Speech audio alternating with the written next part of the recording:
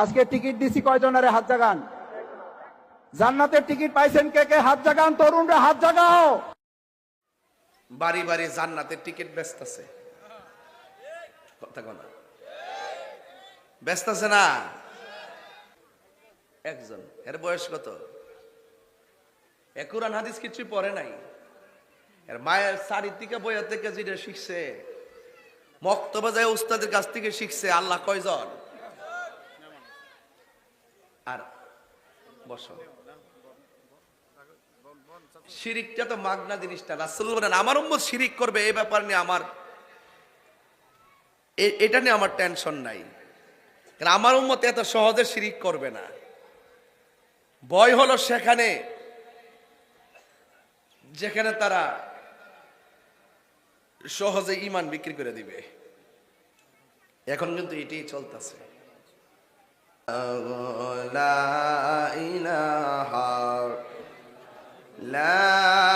ইলাহা ইল্লাল্লাহু মুহাম্মাদুর রাসূলুল্লাহ সাল্লাল্লাহু আলাইহি ওয়াসাল্লাম। উপস্থিত হোমনা উপজেলাধীন বিটি কালমিনা 11তম সুন্নি মহাসম্মেলন, প্রধান অতিথি আলহাজ প্রফেসর আব্দুল হক সাহেব, লন্ডন প্রবাসী। সভাপতি জনাব হুমায়ুন কবির আলী হোসেন সাহেব, সভাপতি অত্র মাদ্রাসা।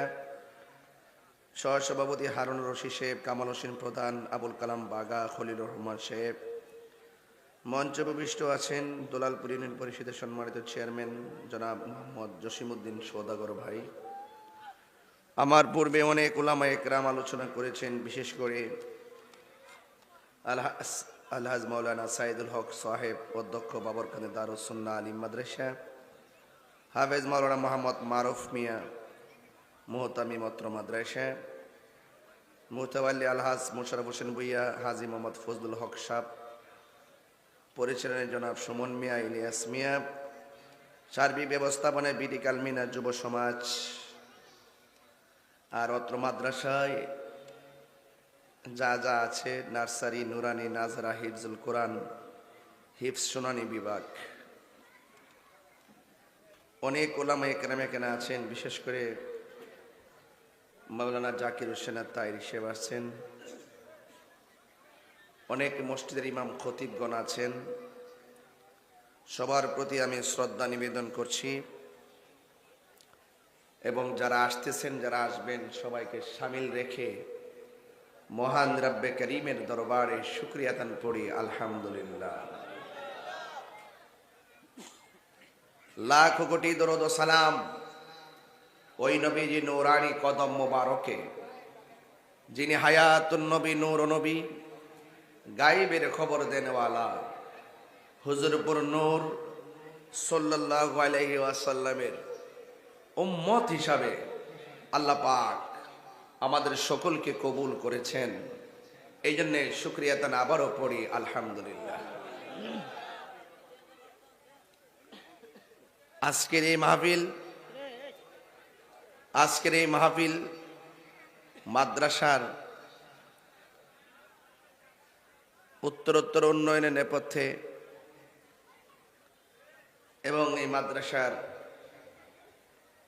কার্যক্রম সম্পর্কে আপনাদেরকে অবগত করানো,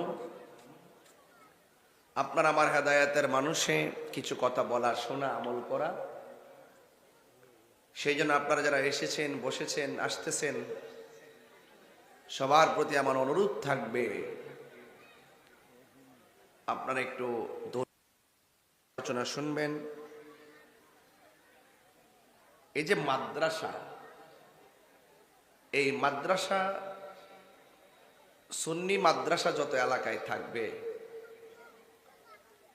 তত এলাকায় সুন্নিয়তের গণজাগরণ থাকবে। সুন্নিয়তের অগ্রগতিকে সমুন্নত করার জন্য মাদ্রাসার কোনো বিকল্প নেই। এই জন্য সুন্নি মাদ্রাসার প্রতি আপনাদের দরদ যেন থাকে, আপনাদের ভালোবাসা যেন থাকে, এটার উদাত্ত আহ্বান জানাচ্ছি। আজকের বর্তমান জামানা এমন একটি সময় আসছে যে জ্বলন্ত আংরাকে হাতে রাখলে যেমন কষ্ট হবে, তার চাইতে বেশি কষ্ট হবে ঈমান রাখতে। কথাকে সত্যি বলতেছি। আঙ্গু দেশে দেখবেন স্বার্থের জন্য ঈমান বিক্রি করে ফেলায়। আপনার দাদা, আপনার বাপ কত সুন্দর মিলাদ কিয়াম করছে, আপনার সন্তান বিদেশ থেকে ঘুরেছে আর দেশে আইসে বলতেছে এগুলা বেদাত, এগুলা বেদাত, জায়েজ না। আছে না নাই? অনেকে বলে সৌদি আরব থেকে এসি কোনো মাজার দেখছি না। আপনার কোনো মাজার দেখার দরকার, নবীর রওজা মোবারক আছে না নাই? এর উপর আর কোনো বড় দলিল লাগবো? কথা কয় না, দলিল লাগবো? বরং অন্যান্য সাহাবায়ে কেরামেরও মাজার ছিল, এক শ্রেণীর মানুষ এসে এইগুলা ভেঙ্গে দিয়েছে। যেমন বর্তমানে বাংলাদেশে ভাঙ্গা শুরু করছে।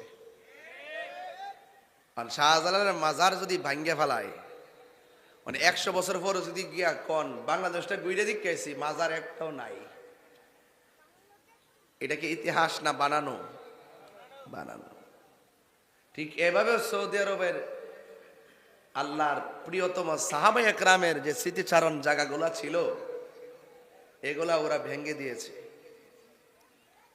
কি কয়? কয় ওখানে শিরিকের আড্ডা হয়। মানে শিরিক যেন হুমরা বাজারে কিনতে পাওয়া যায় আর কি। ছোট্ট একটা বাচ্চারা যদি প্রশ্ন করি আল্লাহ কয়জন, কয়জন? ওই যে দাঁড়াও তুমি, আল্লাহ কয়জন? আঙ্গুল তুলে কো, একজন। এর বয়স কত? কুরআন হাদিস কিছুই পড়ে নাই।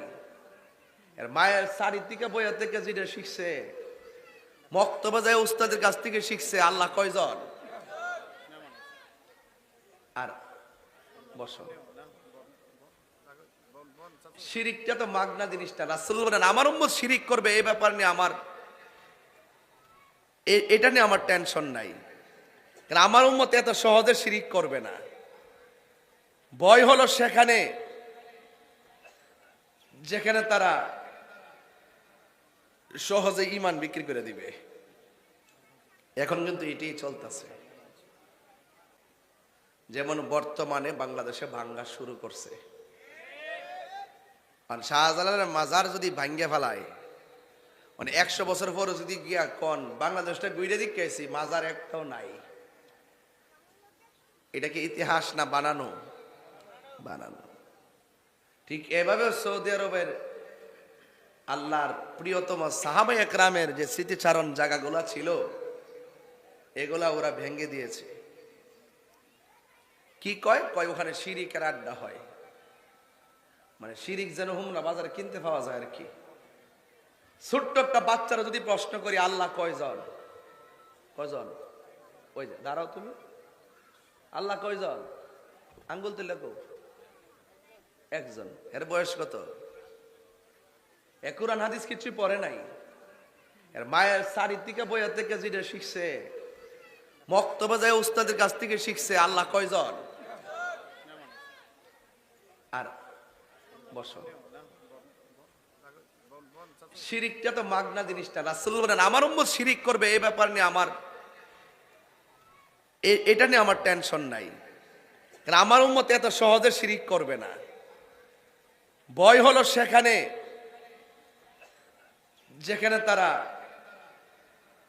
সহজে ঈমান বিক্রি করে দিবে। এখন কিন্তু এটাই চলতেছে।